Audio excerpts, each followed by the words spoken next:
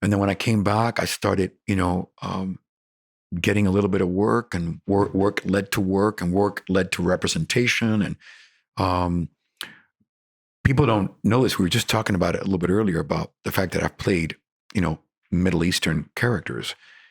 And the first job I ever got out of university when I graduated in 1975 was I got a job in summer rep up in Santa Maria, California, at the Pacific Conservatory of the Performing Arts, PCPA. And there were two stages at Santa Maria. There was an indoor theater at the Allen Hancock College. And then there was the Solvang stage in Solvang, which is outdoor amphitheater. Yeah, I've been there. Gorgeous. It's very nice. And they must have done like 14 plays. I was in like 4 of them. And I played Puck in Midsummer Night's Dream. Nearly froze my ass off in Solvang at night, because I was bare chested. I was Puck with these little things and running around, these hoofs, and hair covering my legs. But upstairs, like, there was a blanket waiting for me off stage. Whenever I came off, like, ooh, and all of a sudden, somebody saw me in that. It was one of the directors of the other plays. And then a project came along,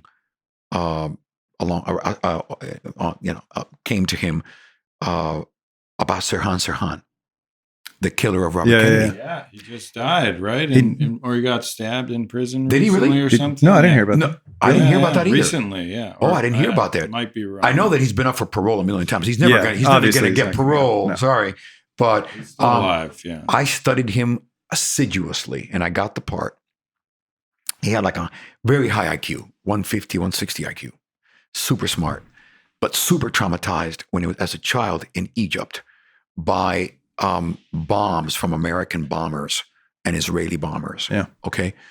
And always had this kind of, intense hatred for the Jews and then anybody who sympathized with the Jews.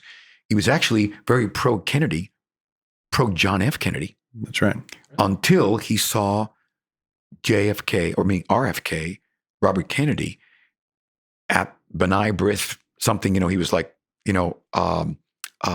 was campaigning for president, and he had a little yarmulke on, and he was talking about, the inviolate, rights of Israel to exist. And that just kind of like switched in him. So I studied him, meticulously, learned an Arab accent, and it was funny because we had worked on accents at the academy. And so I applied some of that, those techniques to doing this. And I had a pretty good Arab accent. And so people who came to see me in the play, and fascinating character, wide emotional range necessary to play him, and very incisive too. And I would have Middle Eastern people come to see the play who were somehow connected to whatever, and they would come backstage and speak to me in Arabic. Wow. And I go, no hablo. Sorry. No, hablo español. Español. No Arabic. But then they were like, wow, they go, because I kind of look like him, Yeah.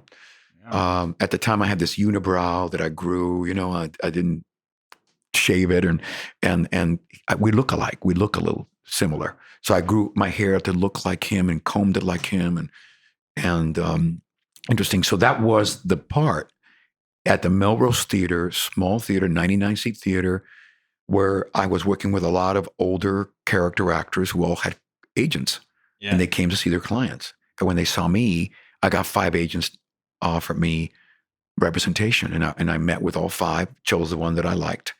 And that's how I got started.